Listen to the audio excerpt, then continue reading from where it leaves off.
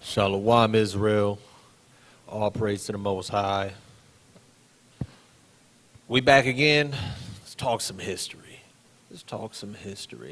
Now, the thing with what we're going to go into today is this is history that is ever so recent, and it still plagues us today. A lot of people have this mindset of, oh, you got to leave this stuff in the past. You got to forget about this. You got to forget about that. You got to forget that you guys were enslaved. You got to forget that you guys were discriminated against. All of these things, right? But they completely and purposefully disregard how it affects us on today, right?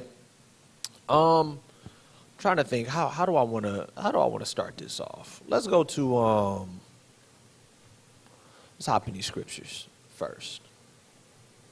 Let's go to the book of Obadiah.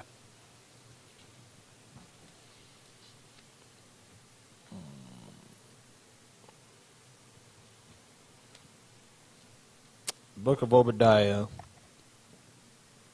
and verse 10. The book of Obadiah, chapter 1, verse 10. For thy violence against thy brother Jacob, shame shall cover thee.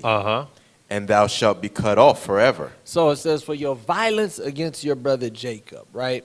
Now, of course, we're going to touch on the actual physical violence, but we also have this other side, right? The byproduct of slavery. We talk about the ignorance. We talk about the music. All of those things. The byproduct of slavery and discrimination, the lack of opportunities and the like. So in addition to the physical violence, the mental, psychological, and economic impact that it had on our people, it says, for these things, you're going to get cut off. For these things, you got to be judged for your violence, for your wrongdoings, for the wickedness against the children of Israel, right? Let's go to Zechariah. Zechariah chapter 1 and verse 15. And it reads, and I am very sore displeased. So the Most High said he's very sore displeased. Why? Read. With the heathen. With the other nations. Read. That are at ease. Right. Read. For I was but a little displeased. And they helped forward the affliction. And they helped forward the affliction of who? Of Israel. Because remember, the Most High said, if you disobey me, you're going to be cursed. If you disobey me, you're going to have to answer to the heathen, because I'm going to turn my back on you. It said, but they took it too far. I was a little displeased, but now I'm pissed. That's what the Most High is ultimately saying. So, let me do this really quickly.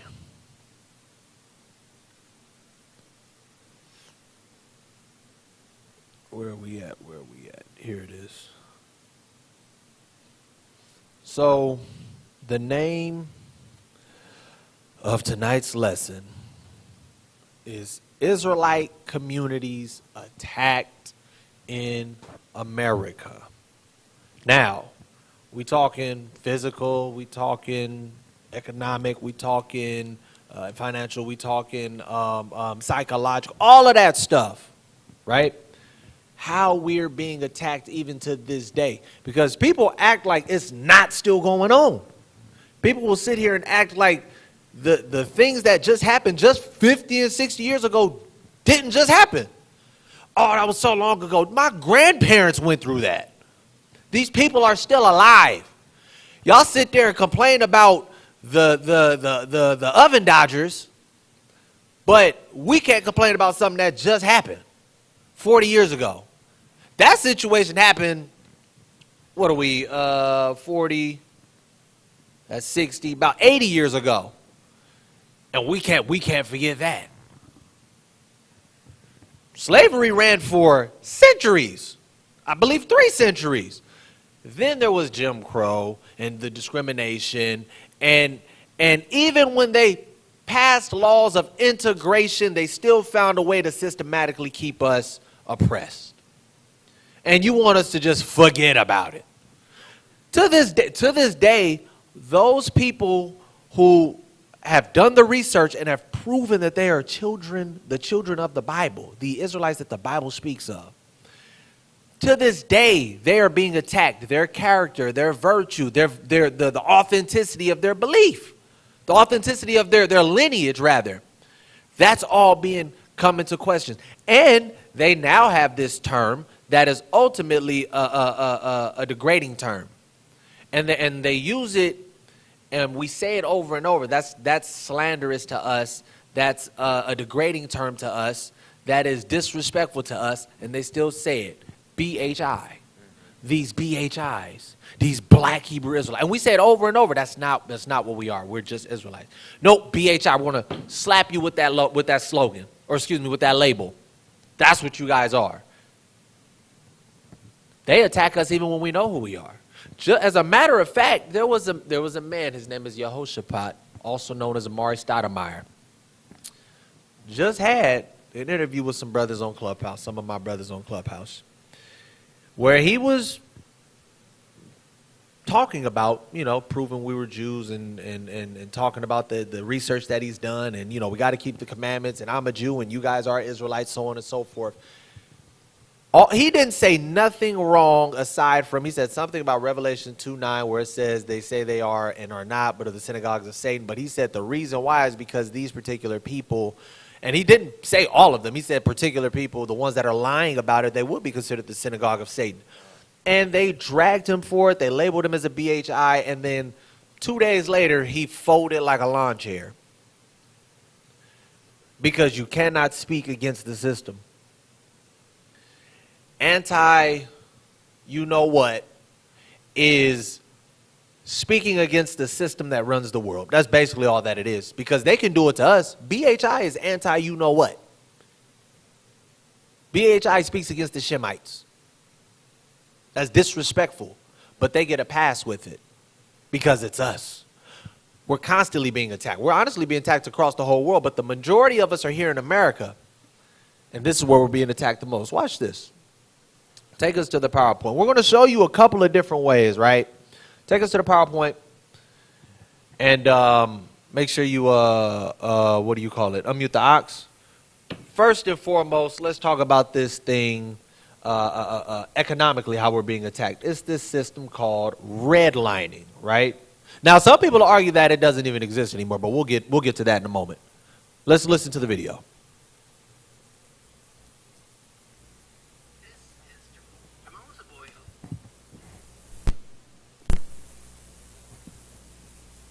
There we go. Okay. Let's run it back. This is Jamal. Turn us down up here? Oh, wait, no, I have the volume up here, right? Jamal is a boy who lives in a poor neighborhood. He has a friend named Kevin, who lives in a wealthy neighborhood. All of Jamal's neighbors are African American, and all of Kevin's neighbors are white. Because Jamal's school district is mostly funded by property taxes, his school is not very well funded. His classrooms are overcrowded, his teachers are underpaid, and he doesn't have access to high-quality tutors or extracurricular activities. Kevin's school district is also funded by property taxes, so his school is very well funded. His classrooms are never crowded, his teachers are very well paid, and he has access to high-quality tutors and lots of extracurricular activities. And we talk about this all the time, the public school system in the inner cities with so-called African-Americans, so-called Latinos, right? And so they're talking about the disparagement and the differences between the two, right? It says this side, schools are well off, schools are well funded, there's not too many people in the classes, the teachers are well paid, they're getting a good education in this particular community. On this side is polar opposite, right? Let's continue on. You can leave it on the PowerPoint up. Kevin and Jamal live only a few streets away from each other. And that's another one too. It could be 2-3 blocks away. And the neighborhood and the economic situation, all of that changes in a matter of 2 or 3 blocks.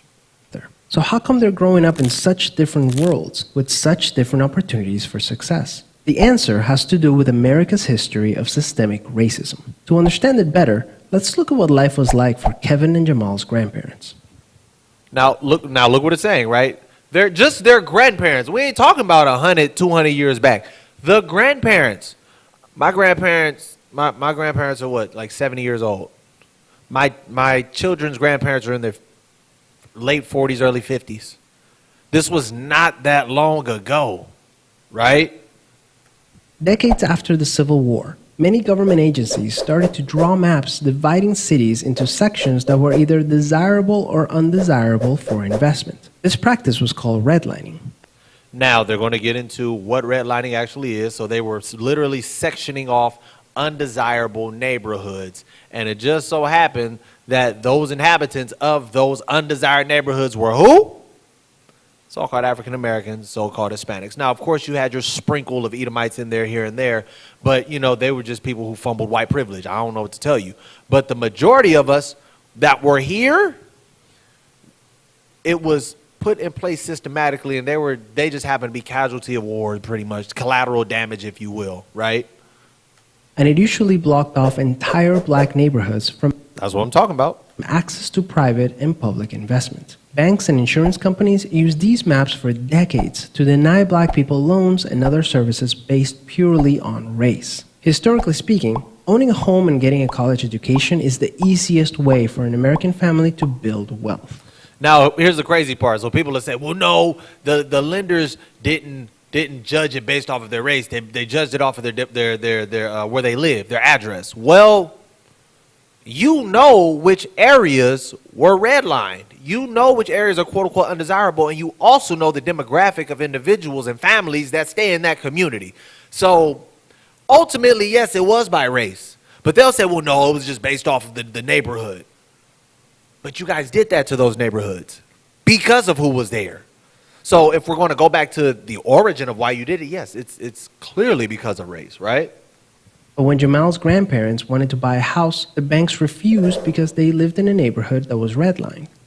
So they're talking about how you could build wealth by purchasing a home, right? Because you have equity, you can utilize it as a rental property, things of that nature. But when people are trying to get a loan to buy a home, it said that, or get a loan or pull out money from their house, it says they would be refused because they lived in these undesirable areas, also known as the areas that were redlined. Jamal's grandparents were not able to buy a home, and because colleges could prevent them from attending through legal segregation, their options for higher education were really scarce. Kevin's grandparents, on the other hand, got a low-interest loan to buy their first house and got accepted into a handful of top universities.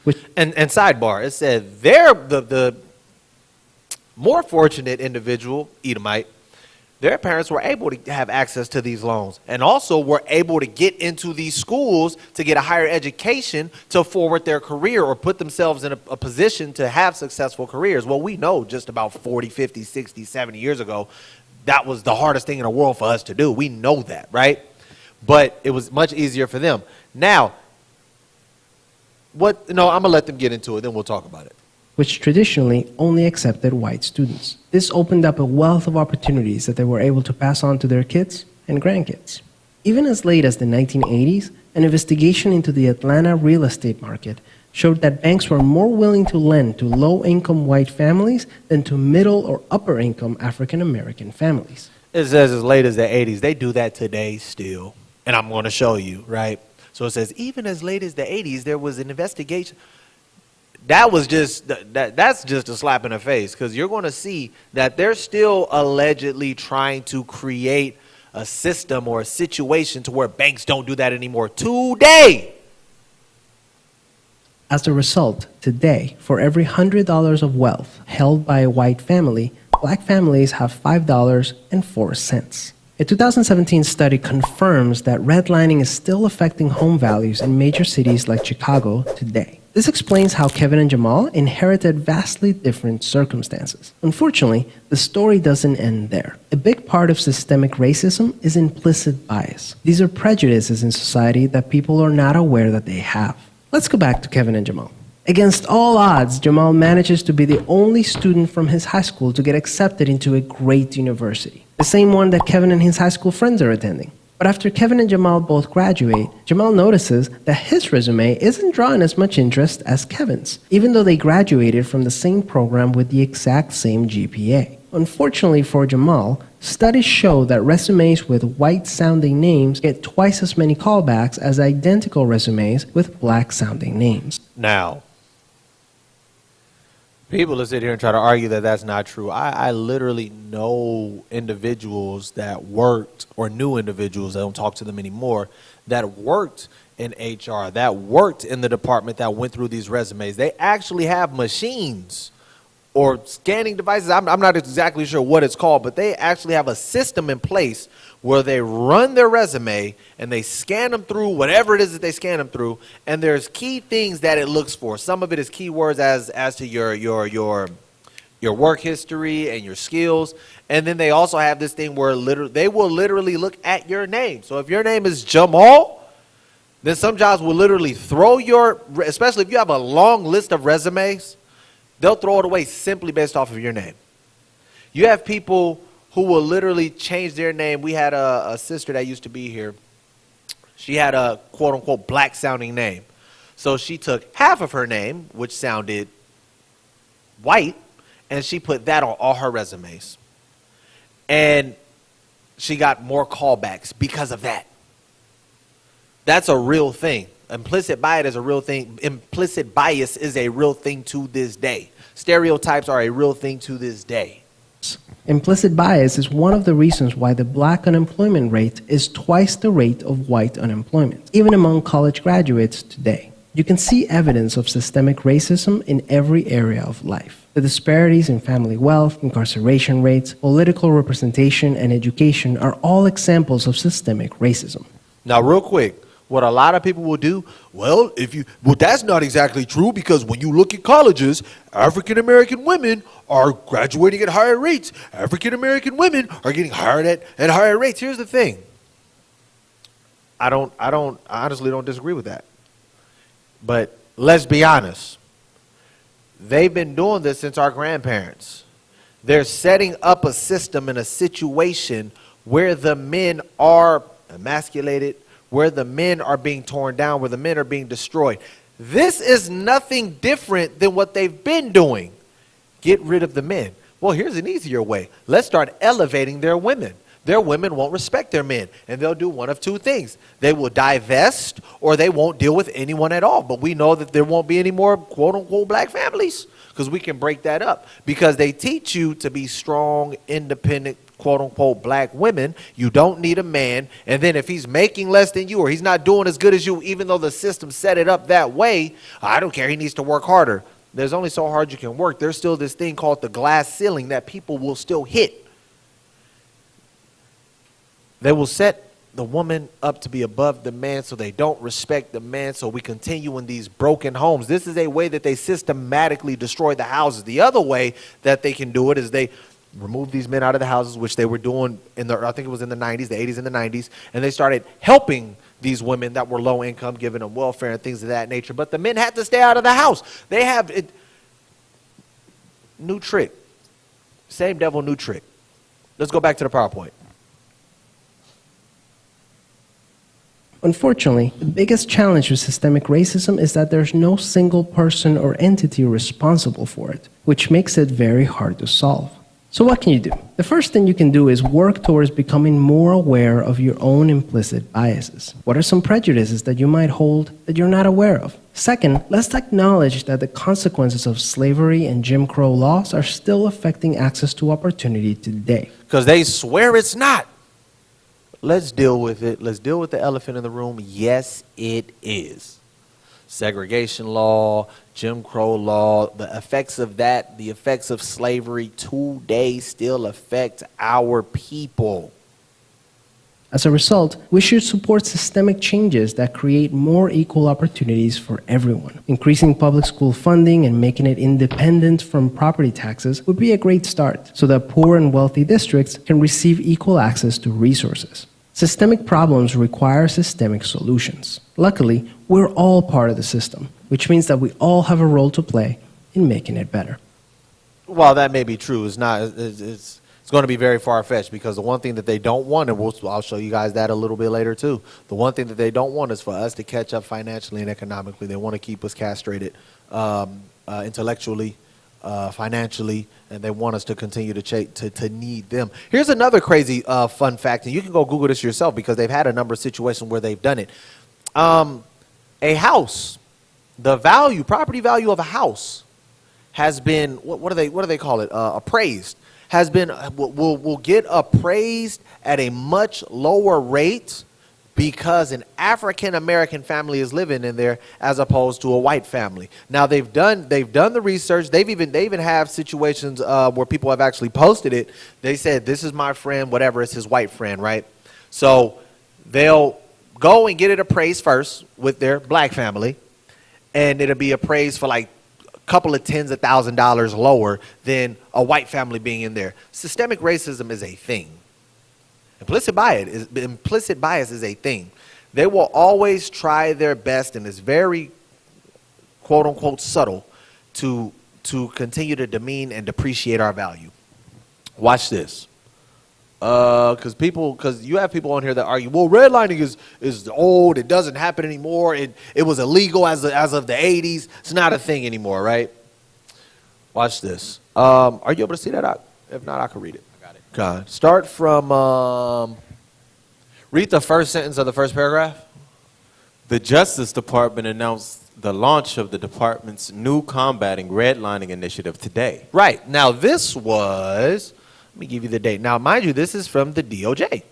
You can see the website, the DOJ. I try to get like .gov websites, right? This was published last year, 2022. Hold on, right? Oh, damn, it won't let me grab it, huh? Let's see. Yep, July 6, 2022. Just last year. We're talking about redlining because people will swear that it doesn't happen today. Read the second sentence. An illegal practice in which redlining is an illegal practice in which lenders avoid providing services to individuals living in communities of color because of the race of national origin of the people who live in those communities. So it's illegal. It's illegal, right? It says redlining is an illegal practice, and it was made illegal a couple of decades ago. Right? Now watch this. Second paragraph. Where do I want to start?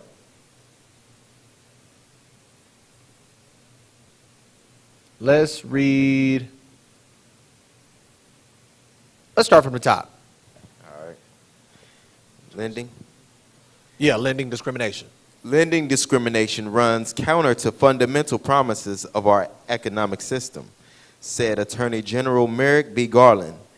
When people are denied credit simply because of their race or national origin, their ability to share in our nation's prosperity is all but eliminated. Which we already know. Go ahead. Today, we are committing ourselves to addressing modern-day redlining. Addressing what? Modern-day redlining. So it's happening today, read. By making far more robust use of our fair lending authorities. Right, read. We will spare no resource to ensure that federal fair lending laws are vigorously enforced and that financial institutions provide equal opportunity for every American to obtain credit. Now, here's the thing. How are you going to actually enforce that? Now, it sounds good, but how are you actually going to enforce that? I'm going to show you something. Go to Deuteronomy 28.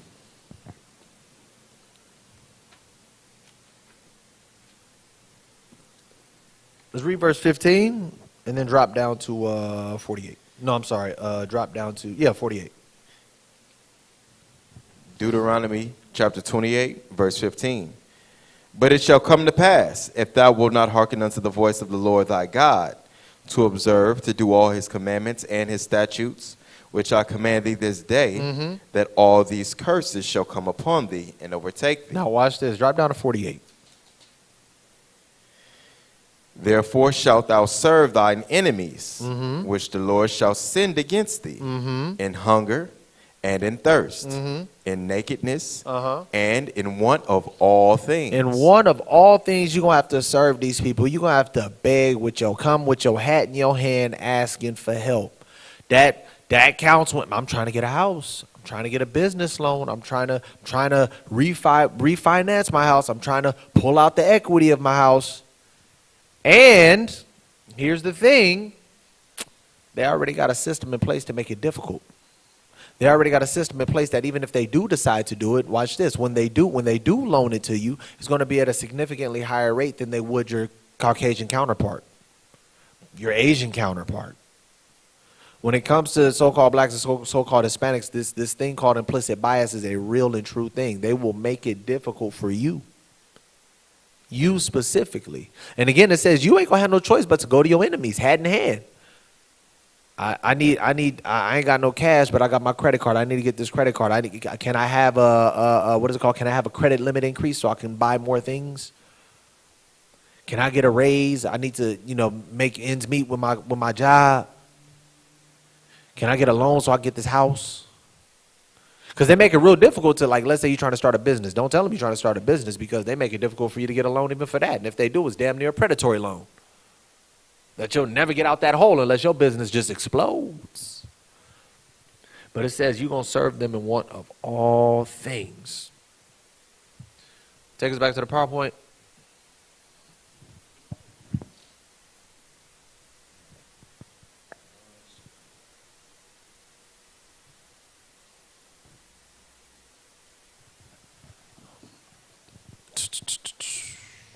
What do I want from here?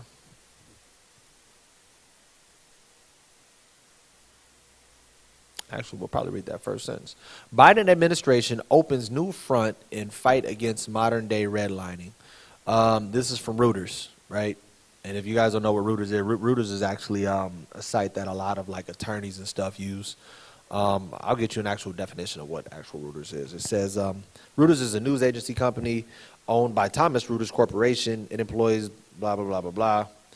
Have over 200 locations worldwide. It's one of the largest news agencies in the world, and it was established in 1851 in London.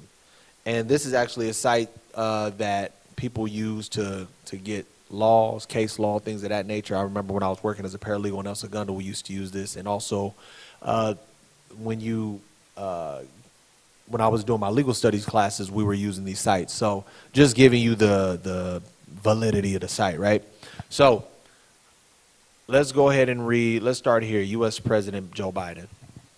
U.S. President Joe Biden talks to reporters while boarding Air Force One. Salakia, go ahead. Go down to Reuters.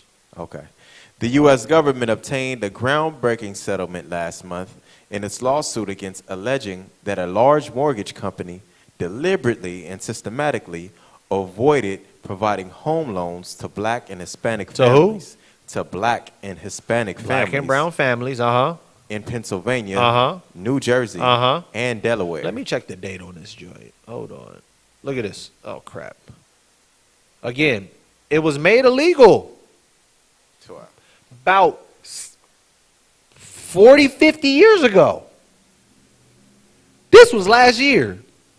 Let's August, September, October, November, December, January, February. This was 7 months ago. The situation happened 8 months ago. But this was written 7 months ago. Let's continue to read. The July 27th settlement is the federal government's first enforcement action against redlining by a non-bank lender, and it's a signal that certain agencies and even state officials will scrutinize those entities. Now, it said non-bank lenders, so it's not like it's just non-bank lenders that are discriminating. The bank lenders are the big ones. This one was a smaller company, so of course, let's shoot for them. But J.P. Morgan Chase, if they decide to do that, you ain't gonna hear about that. B of A, you ain't gonna hear about it. Wells Fargo, you ain't gonna hear about it. If you do hear about it, they ain't going to lose no settlement. Because them is the big players. I don't even need the rest of that, right? So we see one way that our communities are being attacked, and this is just economically, is through redlining. That's a real thing, and it happens to this day. We don't have those same financial opportunities. It's harder for us to get homes. It's harder for us to get loans. It's harder when we do get homes and loans. We pay way more when we're trying to sell our house, to liquidate it, to make money off of it. They depreciate the value in the house. This is real. This stuff really happens. And that's why when you got people out there, you got the same opportunities as them, stop using that as an excuse. Shut the hell up. Shut your ass up. You don't know what you're talking about. Because the effects of chattel slavery, forced labor, still lingers today. The effects of discrimination linger today. But people don't want to talk about that. Let's go to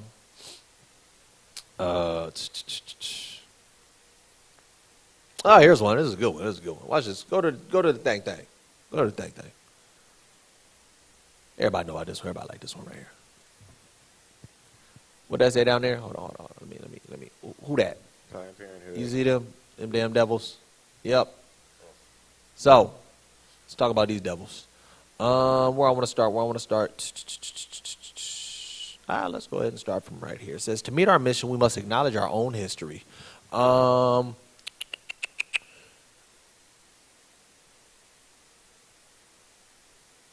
Let's start at verse.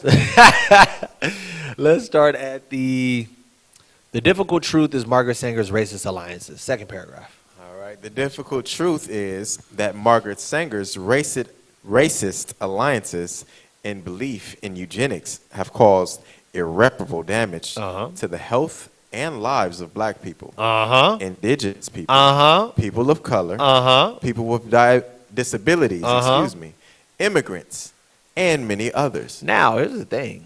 People of color they just talk about brown people, black and brown people, because you don't hear much about people who were born in the East, Middle Eastern, East Indian, things of that nature. You don't hear much about them going there. Black and brown is what they're talking about, right? And then people with disabilities, that can also still be black and brown people.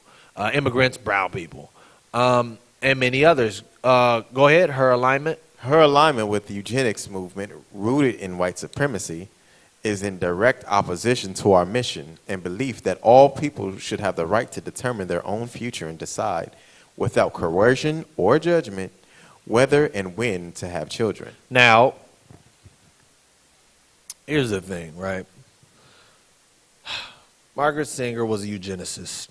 Basically what that means is she feels like there was a superior race, and that superior race must continue to grow while the inferior races are wiped out. That's all that's saying, right?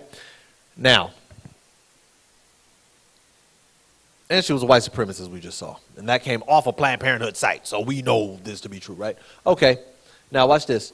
What should you do with weeds in a lovely garden? Let's start from there. What should you do with weeds in a lovely garden? Now, this is coming from a statement that Sanger made. Go ahead. Okay, this is her talking. What should you do with weeds in a lovely garden? You wipe them out and prevent more from growing. That's what Margaret Sanger did in 1916 when she opened the birth control clinic in Brownsville, Brooklyn, a predominantly Irish and Jewish community. Read. In the 1930s, Sanger opened a second birth control clinic, this time in Harlem, the epicenter of the Harlem Renaissance and the home of a large population of African Americans. Now, let me scroll up so we can actually get her direct quote. It says, who exactly? Oh, no. Margaret Sanger, eugenicist and founder of Planned Parenthood, made this statement in 1924. How are we to breed a race of human thoroughbreds unless we follow the same plan? We must make this country into a garden of children instead of a disorderly back lot overrun with human weeds. Now, people will argue, well, she was talking about Irish and Jewish people and blah, blah, blah, too. Okay, that's perfectly fine. But here's the thing. Here's the harsh truth. Where do we see Planned Parenthoods predominantly? What communities do we see Planned Parenthoods in predominantly? I don't think I've seen one in Beverly Hills. I've come across, I think, one in Long Beach. And it was more toward the, what do they call it? The inner city. How often do we see it in these other communities? You don't see it in the Asian community. You don't see it in the Arab, Korean. You don't see it in their communities. But where do you see them? So you can sit there and try to make the argument, well, that was to everyone that wasn't white. Okay, but where are these companies popping up? Now, they may argue, well, we're just putting them in low income areas. Okay. Just so happen that, it's hand in hand. Now, here's the crazy part. There's what's the name? There's a documentary called Ma'afa 21, I believe it's called. I watched it back in like 2015, 2016. And they did something at the end where they called a Planned Parenthood. I think they might have called a few of them. And they said, I want to make a donation to your Planned Parenthood. They were seeing if you could really do this. I want to make a donation to Planned Parenthood. I want to make a donation to your clinic. But I want that donation to go specifically to an African-American woman who's trying to get an abortion. And they said, oh, yeah, we can do that. Like it's just normal. Now, here's the thing. Planned Parenthood teaches about birth control and they give out, they do abortion procedures and things of that nature, right? You see the billboards all through so-called black neighborhoods of birth control and wrap it up and you don't need kids and blah, blah, blah. Again, you don't see this stuff in these other communities. So it's more than just Planned Parenthood doing and saying this. Just look around you. Look at the TV shows. Look at the commercials. And look who they have playing these roles. Kids are so unruly. Kids are so bad. Why did I have kids? Parents loathing being parents. That's mainly our people in our shows. Planned Parenthood, again, they may make the argument, well, no, she was just talking about anyone that's not. Well, the majority of their clinics are in our neighborhoods. So I'm very strongly inclined to believe that it's a shot at our population, trying to get rid of our population. And I mean, me personally, I don't feel like you can tell me otherwise. Let's go. Actually, no. I wanted to touch on that one real quick because, I mean, for the most part, we already know about that. But we're just giving you examples of how, to this day, Israelite communities are being attacked. That's biological warfare. We got economic warfare through systemic racism, through redlining and implicit bias. We got Planned Parenthood, which is bio warfare. Make sure you got birth control. Make sure you wrap it up. You don't need to be having kids. You don't need to be procreating. Oh, man, you got pregnant. You don't want it. You didn't plan to be a parent in the hood. It's all good. Head over to Planned Parenthood. That's what we doing. Now, watch this. Because people, and this is so cold. These search engines are so cold. These devils know what the hell they doing, right? You can't find it on Google. You can't find it on, you probably, I mean, unless you scroll down to page 2,000 or something, you ain't going to find these things. Watch this. But the beautiful thing is, a lot of this stuff will pop up on YouTube. Watch this. I'm going to show y'all something. Take us to the PowerPoint. Here's the other one, because people swear this don't happen. The violence that goes on in our communities. Where are these guns coming from? Where are these drugs coming from? I'll show y'all something. Watch this. Listen to the OGs talk about it.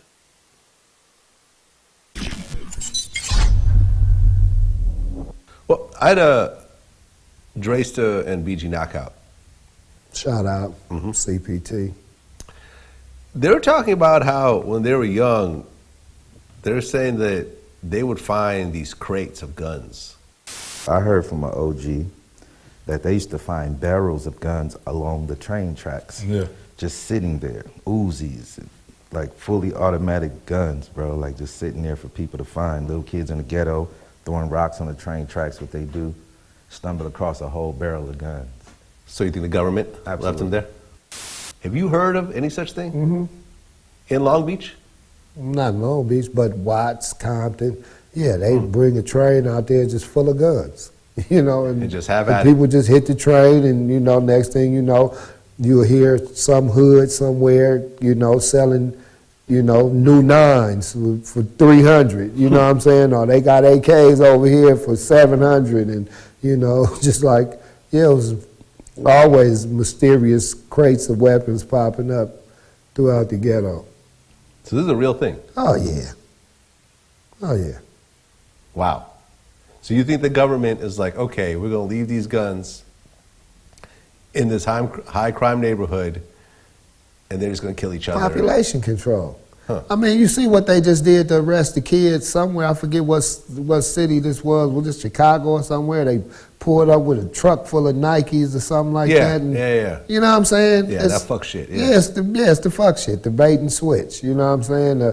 Sit a nice car out there, luxury car, in a high crime area, and somebody get in and drive 2 blocks and everything cut off and the doors locked, then you got Grand Theft Auto just because you know. I mean, you shouldn't steal. Don't get me wrong. Not saying just because you hopped in the car and did that, but it's entrapment.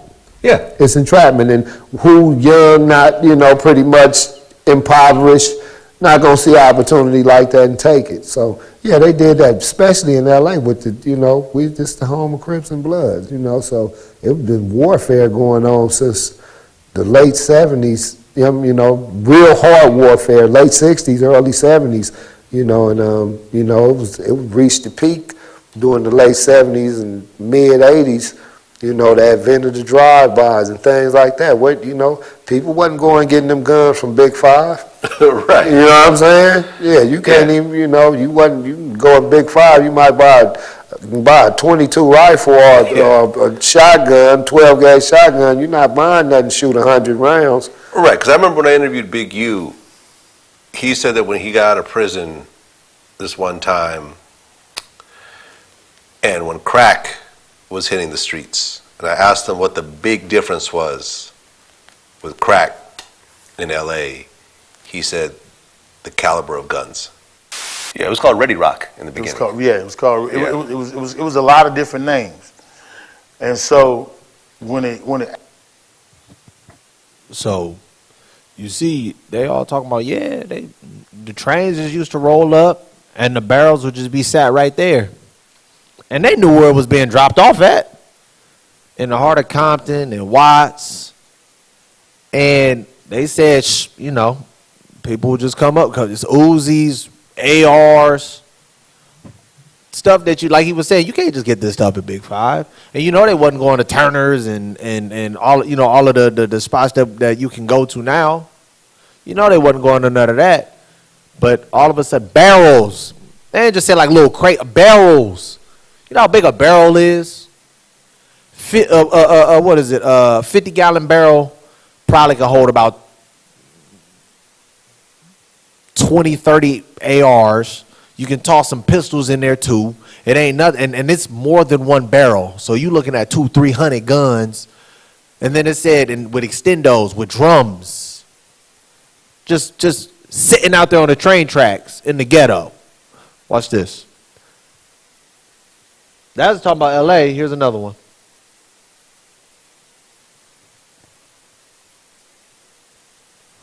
Hold on, I'm gonna run it back. 6:30 in the morning, he said, come with me. been in Chicago where a person came into my house and knocked on the door to come and get me early in the morning, 6:30 in the morning, and said, "Come with me, man. It's a crate of guns in the alley." And I got up and ran out there, and sure enough, there was a crate of guns.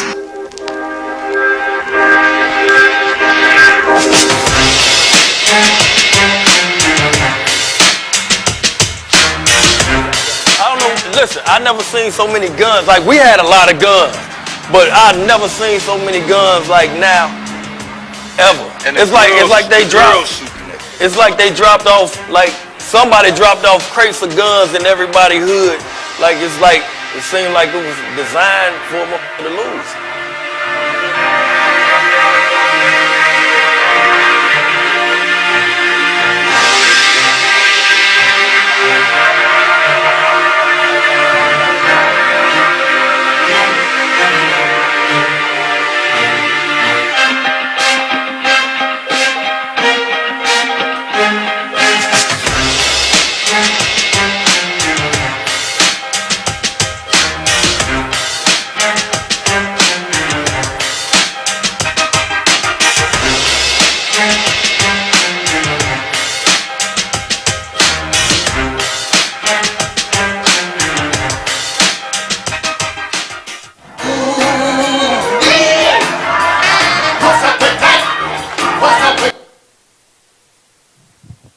Now, you saw what it said.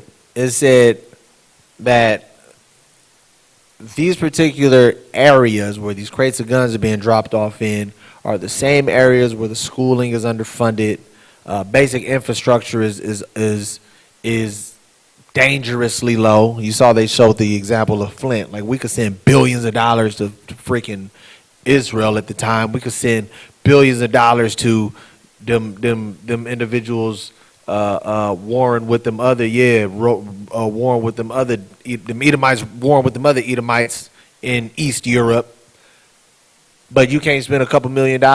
You can send billions upon billions, but you can't spend probably a couple $100,000, a couple $1 million to fix the water crisis in Flint. And then people that went over there to come up with solutions, magically people came over there to destroy the things that they put in there to help the community. Come on, bro. Then we got these situations. When you take away the opportunities for individuals and you place them in situations of survival and you give them little tools to try to help them get in a position to survive. And then after they, take these things. Now notice it said that there are particular areas they were talking about Chicago specifically, that are enhanced zones. So if you get caught over there doing whatever the case is, you're going to get more time in jail. And they also said that these zones are predominantly covering entire black communities. They're not stupid. They know what's going on. Now let's talk about the private prison population, or private prison big business, where literally people or prisons are being paid by their population. You got to have heads and beds. So guess what? We're going to find a way to put heads in beds. And who are the majority of the individuals being put in there? Black and brown people. This is when people say that this stuff does not exist. When people say you should get over that, that's the history, that's the past. When people act like this does not happen today, shame on you. You should be ashamed of your damn self. I like to say that it's not systematic. Those are just one-off situations. One-off situations? That's amazing. That's amazing. It's not systemic. It's just a one-off situation. Well, there's a lot of one-off situations. So many that people are talking about it. So many that you have people doing the research and writing articles about it. But it's a one-off. It's not really happening. That's willfully blind. You're choosing to be blind at this point. Let's take it back. Here's another one. I want to start a little bit. Yep, right here. Did the 1994 crime bill help decrease the rate of violent crimes?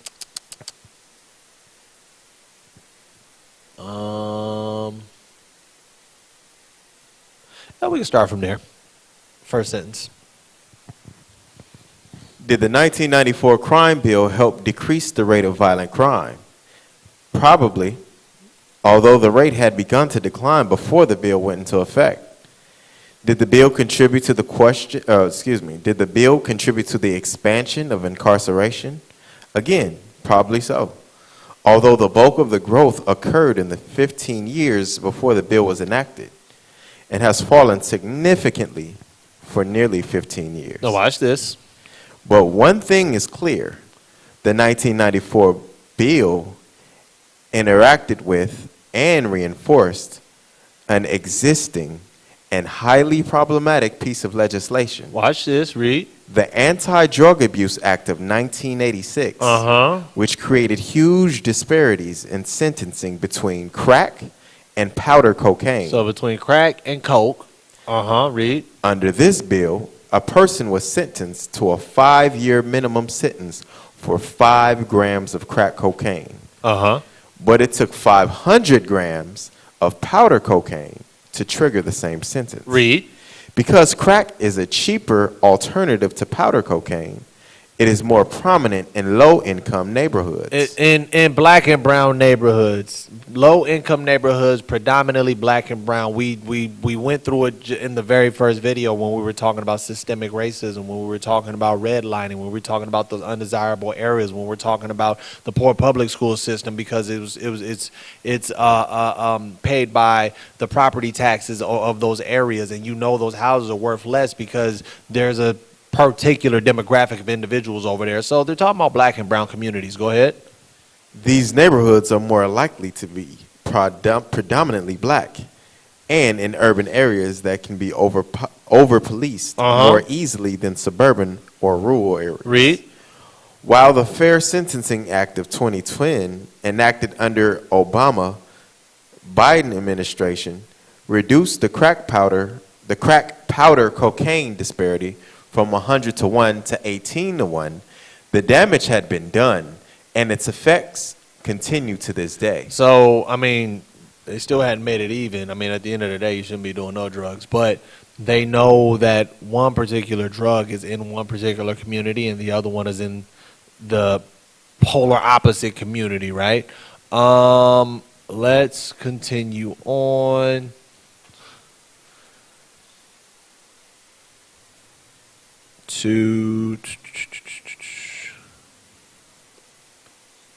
Let me see if I want to start here.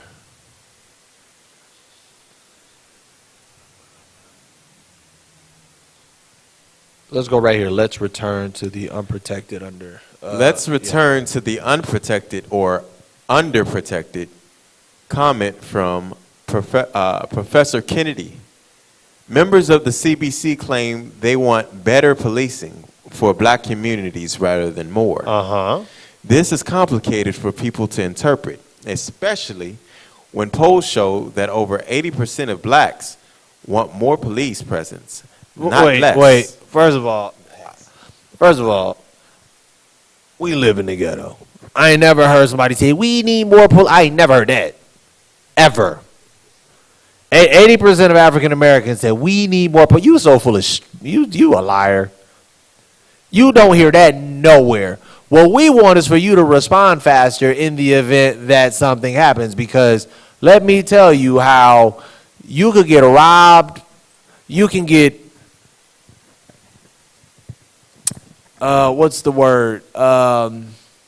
things done to you. A dead body could be laying on the side of the street for 45 minutes before a cop pulls up. An hour before a cop pulls up.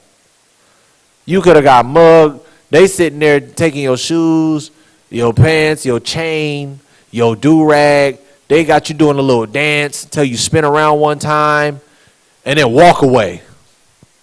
Police still ain't there. We just want a faster response time when certain things happen. Ain't nobody asked for more police, right? Go ahead. Often surveys don't ask the right type of questions about police questions. of policing questions that will get a complexity and nuance.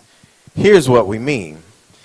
Police respond more slowly to calls for service in black communities. Oh, that's the problem. Read.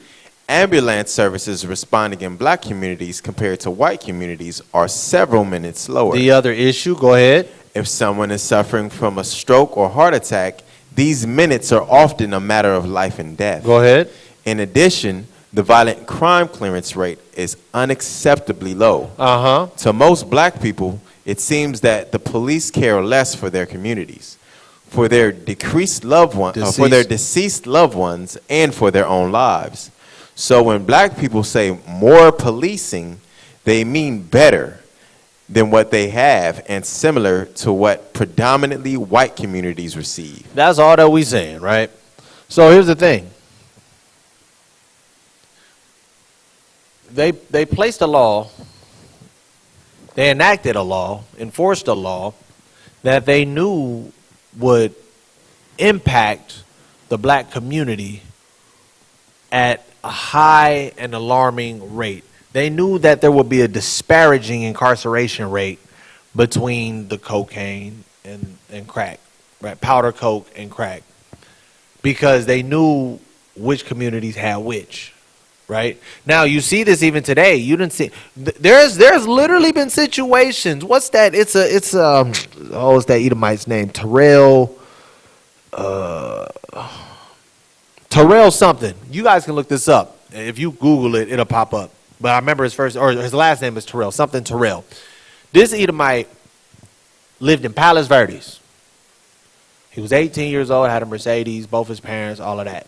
Infatuated with the gang life. Came down to Compton. I think it was Compton, or maybe it was L.A. It was L.A. Oh, see, he know. He was. You're right. Where was he from? He was from neighborhood. I was assuming it was neighborhood. I just don't remember which one. He was from neighborhood. This dude went, and he was the driver on a mission. Well, it turned into a mission.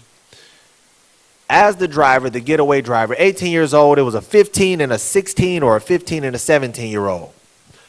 While those two got charged as adults, this white boy what did he get, parole? He gets parole. Because it would have been, what was the argument? They said that it would ruin and affect his future. That's too harsh for him. But these two minors can get tried as adults, and he got off. Well, I won't say he got off, but he basically got off. And this isn't the only time that that's happened. What's that dude named Brock Turner? The one that slept with the woman against her will is what I'll call it. He was a swimmer, I think at Stanford, and he got caught doing things with a woman. I think she was passed out drunk behind a trash can. And, that's considered the word that we can't say on YouTube because then they'll, flag us. That's considered grapefruit, right? And he got off. He was another one that got off. He didn't go to jail. He didn't serve any time because it would have been too harsh for him. But we aren't granted those same privileges. We don't get that. Same thing with this crime bill. They know which communities have what. So they give them the way out. They give them the ability to they put them in a position to get off or get a less sentence, or put them in a position to not get sentenced at all. Or they make it very difficult for them to get sentenced or even a similar sentence to what we get. They've been doing this. And so for people to be like, oh, it's not really happening, you're an idiot. Like, full-blown idiot. You should be ashamed of yourself. So, we talked about systemic racism, implicit bias, redlining. Redlining actually plays a part in a lot of things because these undesired communities bring the property value low. These same areas won't allow you to get loans, so it keeps you in a financially disadvantaged position, your schools suffer from it, which means the children's education suffer from it, because if the teachers aren't getting paid enough, they don't care to teach the children. They're kind of just there to babysit. And then in these same communities, because everyone's so happy with being ignorant because it isn't being pushed to do better and to be better, people become products of their environment, and then they continue to drag other people down. Now, people will sit there and argue, well, why don't you get out that community? Well, because of what we were just talking about. It's much harder for us to get out of those communities. It's not impossible, which is why you have anomalies that actually do, but the majority of us cannot. And people say, well, it's not that difficult. All you got to do is try a little harder. As a whole, that's not true. Every time we get hip to something, they start changing the laws. Every time. This is nothing new. It's set up for us to be where we are. It's set up for us to be second-class citizens. What they will do is they pull up a few of you guys, the ones that agree with them, the ones that look down on your own, the ones that, yeah, you'll give a little bit back to the community, but that's cool. You know, give them a basketball court, give them a football field, you can fix up your high school, whatever, that's cool. But don't go over there trying to teach financial literacy. You can give them the motivational, follow your dream speech, all of that. That's cool. Don't go over there trying to teach them how to think for themselves. Don't go over there and teach them business and entrepreneurship. Don't go over there and place them in a position that will even the playing field. Don't do that. Then we got a problem.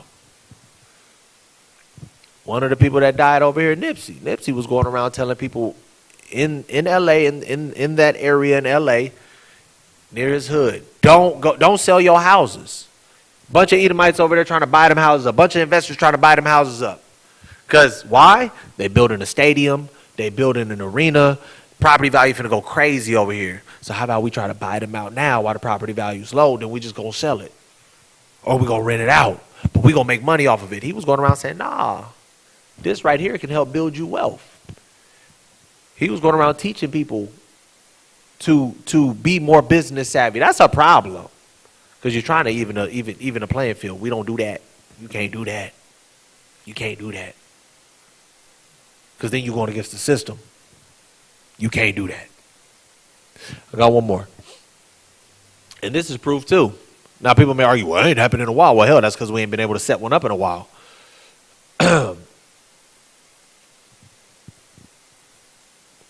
Not just Tulsa race massacres that devastated black communities. Not just Tulsa. Race massacres that devastated black communities in Rosewood, Atlanta, and other American cities. Watch this. All of these flourishing communities that were destroyed by our pale counterparts. I'm going to read this part real quick. May 31st, 2021 marks the 100th anniversary of 1921 Tulsa, Oklahoma race massacre, a horrific cover-up that has been brought to light in recent years by several documentaries and news stories about crime and crime that permanently altered the fate of a successful community known as Black Wall Street. Right? On a shocking date, a 17-year-old white girl accused a black teenager of assault in downtown Tulsa, and white terrorism ensued. There have been countless reports, including TulsaHistory.org, that 300 or more people were murdered in an act of bloody white terrorism. The media of the time downplayed the destruction of a prosperous community. The death toll originally reported as 36. Again, we just read over 300. However, you don't have to be a forensic archaeologist to surmise that there were more than 36 people killed. Then it goes on, it talks about, wait, let me see if it talks about it. Oh, it doesn't even talk about it. No, it doesn't even talk about how prosperous this community was. But then it was destroyed by white terrorism. They had an airstrike that came over and blew up the community. You had people throwing Molotovs, all of that stuff, right? Colfax, Louisiana massacre. Despite some people claiming America was, quote unquote, great for black people 7 years after the Civil War. Black men and women were being massacred in plain sight during Reconstruction. One of the most horrific incidents that we know of is Colfax, Louisiana. Approximately 150 men were murdered by white individuals. No, that's not the one. Where is it? Here it is. By 1898, Wilmington, North Carolina was a thriving area. So we had Tulsa, Oklahoma, Black Wall Street. 1898, Wilmington, North Carolina was a thriving area with a majority black population. There were also several black elected public officials, forcing whites to share power. Of course, the threat of Negro rule created illogical white racial resentment. The media frequently reported erroneously that white womanhood was threatened by black men. A white Wilmington newspaper printed a speech by a Georgia feminist that read, "If it requires lynching to protect women's dearest possessions from ravening, drunken human beasts, then I say lynch 1,000 Negroes a week if it's necessary." By the election in 1898, black men were prevented from voting to push out the black elected officials. However, white supremacists could not stop the economic power that the blacks had already created. Therefore, they destroyed black Wilmington with terrorism. The day after the election, whites announced White Declaration of Independence. They overthrew the Wilmington government, destroyed the printing press, forced out the mayor, and a mob of white men attacked black residents. There were reportedly 60 to 300 black people killed by this act of domestic terrorism. For over 100 years, the powers that be in Wilmington tried to erase the massacre from history until 2000, when General Assembly established the 1898 Wilmington Race Riot Commission to develop the historical record of the event. Now, Tulsa, Oklahoma is one. Wilmington, North Carolina is another. The Atlanta Massacre is another. Like many massacres, the violence in Atlanta at the turn of the century began with white women accusing black men of rape. On September 22nd, 1906, Atlanta newspaper reported that 4 white women alleged that they were assaulted by black men, a claim that was completely unfounded. In reality, whites were threatened by the upward mobile black communities in Atlanta, which they believed were taking away their jobs. This bogus report of assault drove as many as 2,000 white men to the street. The terrorists went into black communities to beat, stab, shoot any black person on sight. PBS records a disabled man was chased down and beaten to death. Communities were destroyed, and the unofficial death toll was about 100. Let me see. Nah, let's do this one. Similar to Tulsa, Oklahoma, a black community was burned to the ground 2 years after a Caucasian woman named Fanny claimed that she was assaulted by a black man. The first person killed was Sam Carter, a local blacksmith. He was tortured and mutilated, and his mutilated body hung from a tree. Sam was one of many. There are reports that 150 black people were killed in Rosewood. After Rosewood was destroyed, the grand jury of the special prosecutor decided it was not enough evidence for prosecution of white men who killed innocent American citizens. In 1997, the filmmaker John Singleton famously made Rosewood, starring Ving Rhames.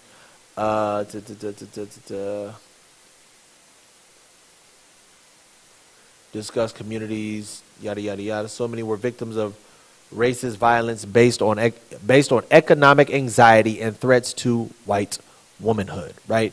So these are just a few examples of when we did have our flourishing communities, when we were trying to put ourselves in a position to do well. These devils came in. And tore it down. Now, people argue, well, that wouldn't happen today. Y'all should try to do it today. That's not true. What they're doing now, instead of destroying it, they're preventing it. They're going to make it as difficult as possible. They're going to continue to screw up your public school system. They're going to continue to make it hard for you to get jobs. They're going to continue to have laws in place that are biased against particular demographics. They're going to continue to have discrimination in lending. They're going to continue to have higher, well, actually that counts as discrimination as well, higher APRs, higher percentage, interest. interest rates on particular demographics. They're going to continue to keep you ignorant to understand business and finance. So they're going to do everything that they can to continuously prevent that from happening. Let's get one more scripture. Deuteronomy 28, verse 29. Deuteronomy 28, verse 29, and it reads, "And thou shalt grope at noonday, as the blind gropeth in darkness. And thou shalt not prosper in thy ways." As in, thou shalt not prosper in thy ways. You're going to grope at noonday. You're going to be out there blind. Like, oh my God, I'm blind. I don't know where to go. I can't see. I'm just feeling around. I'm just kind of moving in darkness. And the sun is wide awake. Wide awake. The sun is in the sky. It's bright as hell. But somehow, some way, you still blind. And then it says you won't prosper in anything that you do. We had situations where we started to prosper. What happened? They came and tore it down. They came and destroyed it. Today, they put you in a position to make it difficult for you to prosper. I'll give you another one. Media and social media are the most influential. Kanye said it about his daughter. Don't allow my daughter to be on TikTok, all of that, because it's going to influence her. Look at his daughter now. Look at his daughter now. It plays such a huge role, especially in the minds of the youth, because it's so malleable, right? And TikTok is nothing productive. TikTok is nothing beneficial to children. Majority of it is women on there over-sexualizing themselves for attention, for likes, and in order to be monetized. A lot of them are promoting their OnlyFans pages on there. The studies have shown that TikTok is literally shortening the attention span of people. And it's a lot of our people that are on there. It's a lot of our people plugged into the matrix there. It's a lot of our people that are being entertained, that are staring at that all day. Think about what the media actually does. What is black music? What is black culture and music? Not what it used to be. What is it now? Stealing, killing, drug dealing, adultery, sexual immorality, debauchery, over-sexualization of our women, hatred towards your brother, depression, pill popping, drug abuse, alcohol abuse. That is our music today. What are our TV shows? What everybody watching? BMF, Power, missing one, Snowfall, black entertainment. Who are the famous black entertainers? Lizzo, fat girl over-sexualizing herself for attention, teaching our women to be happy with yourself. No, be healthy. That's not body positivity. You're going to die early. Stop letting these people lie to you. All of this stuff, it's calculated. And it's for the destruction of our communities. It's an attack on Israelite communities. Even black, even brown TV shows. Black and brown do this. The men are effeminized. The women are over-sexualized. Usually, they're masculine as well. You look at all the new movies and stuff. The savior is the women. They're the ones that always come and save the day. Ant-Man and the Wasp did that. Who came and saved the day? I think it was the Wasp and then the daughter. Wakanda forever. Shuri. Everything is centered around your destruction. And people say, "Oh, that's far-fetched." It's not. And if you still think that is far-fetched, I just gave you a number of things you can go look into yourself. They're destroying our communities. Biologically, economically, psychologically, and physically. They are attacking our communities in that way. They've been doing it, and they're still doing it. They put it in a system now, so it's now more systemic, which means they just placed it in the laws. And it's vague to a degree, the laws, but they know who it's going to affect the most. So what do we do? Real quick, Joshua 1:8.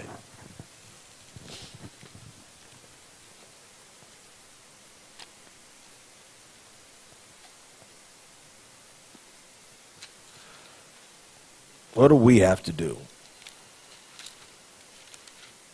Because the one thing they can't stop is the Most High God. The book of Joshua, chapter 1, verse 8. This book of the law shall not depart out of thy mouth, but thou shalt meditate therein day and night, that thou mayest observe to do according to all that is written therein.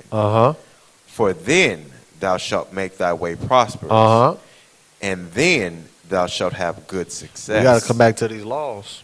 We got to come back to the laws of the Most High God. You want to be successful? You want to be back on top? You want to be able to not you want to be able to be the one that's lending and not the one that's begging for everything? You want to be on top and not the bottom? You want to be the kings and the rulers? We got to come back to the laws of the Most High God.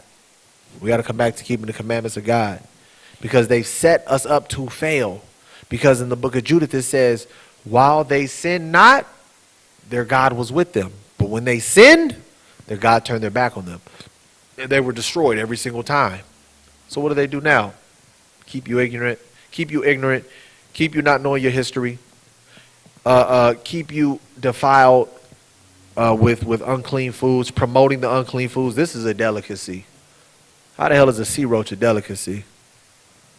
This is the most common food that you eat. How the hell is an animal with no sweat glands that literally eats anything, that I eat a corpse if you put it in front of it? That's what you're feeding everyone? The scriptures tell us not to eat. That's what you're feeding everyone? They're trying to keep you defiled. They're trying to keep you ignorant. They're trying to keep you lost. Come back to your history. Come back to this understanding. Keep the law, statutes, and commandments of the Most High God. Don't make any excuses and don't tarry. And that's how we get out of these situations, because historically speaking, they've been doing this. And nothing's going to change until we decide to change. And that don't mean, oh, we got to do finances. Oh, we got to come together, economics. No, we got to come back to God first and foremost. Come back to the Most High God. That's the first thing you need to do. Then after that, we can start talking economics, business, all of that. The Lord will allow us to prosper when we come back to Him first. Pray to the Most High that it was an edifying lesson. I pray to the Most High that I gave you guys something to research and look into. Know your history. Check out your history. Know what's going on today. Because a lot of us are so misguided, so misinformed, so lost. We got to get it right so we can get out of these conditions. Make sure that y'all tune in this Friday, Room 144. Make sure y'all tune in this Saturday. Bishop Tazayawan every week kills it with these classes. Feed the sheep. Y'all make sure y'all tap in. Give all praise, honor, and glory to the Most High God. Another True Nation World History on Wednesday. Most High willing was edifying, and Most High willing is help give you some more, what's the word? Some more surety that you are the children of the Most High God, and that these prophecies are real and these prophecies are true. So with that, Brother Darash, Brother Yahawada, we signing out. Shalom.